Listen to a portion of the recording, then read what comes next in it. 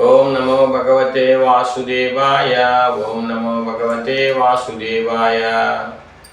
నారాయణం నమస్కృత్యం నరం చైవ నరోత్తమం దేవీం సరస్వతీ వ్యాసం తతో జయముదీరయేత్. నష్టప్రాయేషు భద్రేషు నిత్యం భాగవత సేవయా భగవతి ఉత్తమ శ్లోకే భక్తిర్భవతి నైష్టికి. జై శ్రీమద్ భాగవత మహాపురాణ గ్రంథానికి జై. మనము భాగవతంలో ఒక శ్లోకం తెలుసుకున్నాం. హరే కృష్ణ. భక్తులందరూ మన ఛానల్ సబ్స్క్రైబ్ చేస్తూ ఉండండి. హరే కృష్ణ. భగవంతుడైన ఉత్తమ శ్లోకుడైన భగవంతుడి గురించి మనం తెలుసుకున్నాం. హరే కృష్ణ.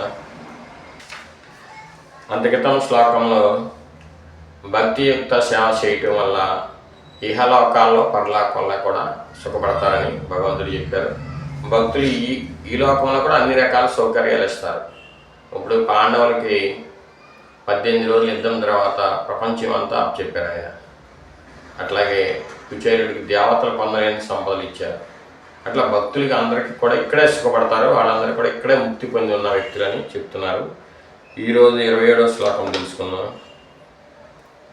అసేవయాయం ప్రకృతిర్గుణానాం జ్ఞానేన వైరాగ్య విజృంభితేన యోగేన మయ్యార్పితయా చ భక్త్యా మాం ప్రత్యాగాత్మానమిహావ కుందే. ఆ విధంగా త్రిగుణములను సేవింపక భక్తి యోగమునే వృద్ధి గావించుకొనుచు దేవదేవుని భక్తియుక్త సేవ యందు మనస్సు స్థిరముగా నిలిచికొని ఉండేది యోగం అభ్యసించువాడు మనుజులు ఈ జన్మనందే నా సాంగత్యమును బడగలడు. ఏలయనగా నేనే పరతత్వము దేవదేవుడును.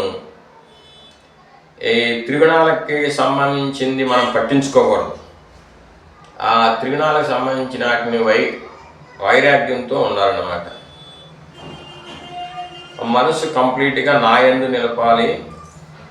నాకు సంబంధించిన భక్తిని అభ్యాసం చేయాలి.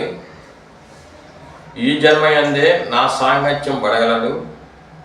ఏలైనగా నేనే పరతత్వాన్ని. అది ఎందుకంటే ఈ జన్మలోనే మనం కృష్ణుని చేరాలనుకోవాలి. మనకు ఇప్పుడు హరే కృష్ణ మహామంత్రం ఉంది. అది కలియుగంలో భగవంతుడి అవతారం. నిజమైన బుద్ధిమంతుడు దాన్ని రోజు జపిస్తూ ఈ జన్మలోనే కృష్ణుడ ప్రేమ పొంది ఈ జన్మలోనే మనం సుఖం పొంది వైకుంఠానికి వెళ్తానికి ప్రయత్నం చేయాలి.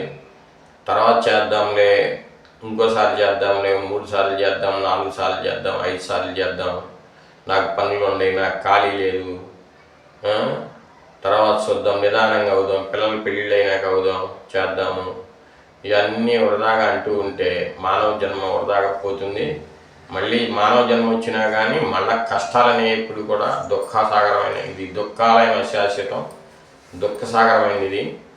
అందువల్ల ఈ జన్మలోనే శుద్ధమైన భక్తి చేసి భగవంతుడు చెప్పిన విధంగా మనస్సుని ఉపయోగించి నిరంతరం భక్తి చేస్తూ ఆయనకి భగవంతుడిగా కృష్ణుడు నేనే భగవంతుడిని తెలుసుకునే విధంగా మనం భక్తి చేయాలి అని ఈ శ్లోకంలో చెప్తున్నారు. శ్రీమద్ భాగవత మహాపురాణ గ్రంథానికి జాయ్. కపిల భగవాన్కి జాయ్. దేవాహుతి అమ్మకి జాయ్. అనంత కోటి వైష్ణవునికి హరే కృష్ణ. మన ఛానల్ అందరూ సబ్స్క్రైబ్ చేయండి.